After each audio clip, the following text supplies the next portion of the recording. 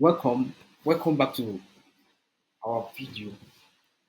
And what we'll be talking about today is why most professionals cannot make money from what they already know.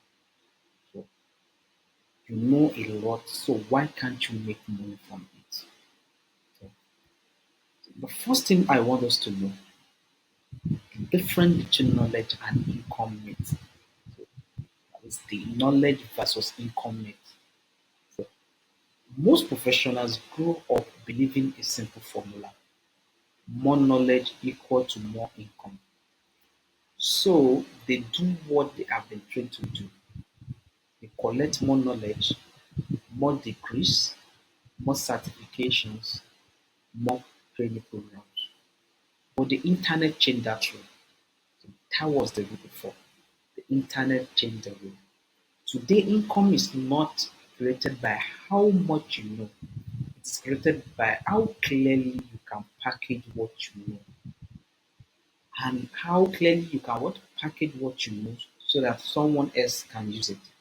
That is why you often see people with less experience making money online, teaching things you already know, not because they are smarter, but because they structure their knowledge into an asset. The invisible knowledge problem that most professionals have, that you too might have, there are psychological reasons professionals struggle with this. The more you know about something, the more normal it feels to you. Tasks that once confused you now feel obvious. Decisions that once required research now feel automatic. Processes that once takes hours now takes minutes because you already know it. So you start believing something that isn't true. You start believing everyone probably already know this, but they don't. And that is the invisible trap that most professionals have caged in, that you too might be in. So your knowledge becomes harder for you to see the value of because you live inside it every day. And let me tell you, there's a difference between knowledge and knowledge assets. So let's make an important decision. The knowledge and knowledge asset. Knowledge is what stays in your head.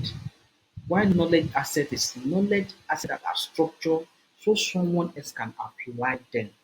Example of knowledge asset include things like checklists. Checklist is an itemized step that someone can use to achieve a desirable result.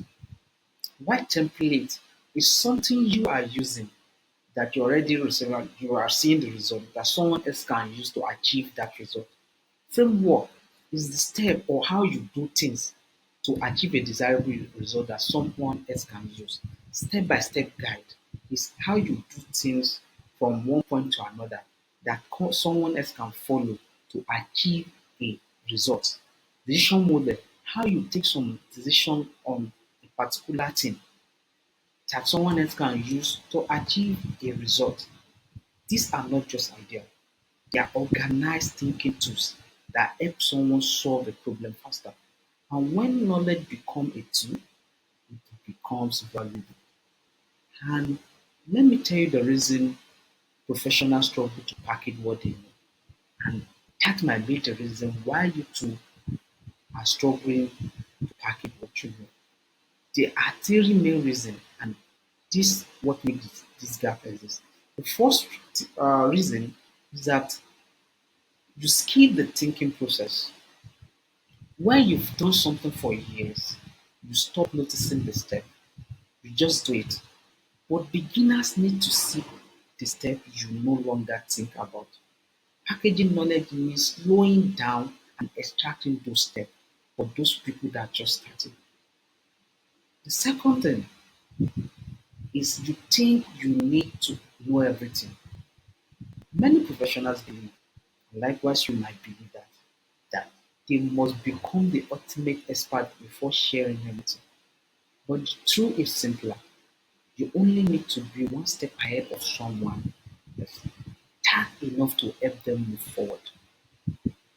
And the third reason is that you never practice extraction. Most professionals are trained to apply knowledge, not extract it. Extraction means identifying repeated problems you solve, decisions you make constantly, process you follow instinctively. These patterns are where assets come from. And I want to show you a simple test to know if your knowledge is asset. If you want to know whether your knowledge can actually become a digital asset, ask yourself three simple questions that I will mention now. First question: what problem have you solved? Ask yourself, what problem have I solved repeatedly?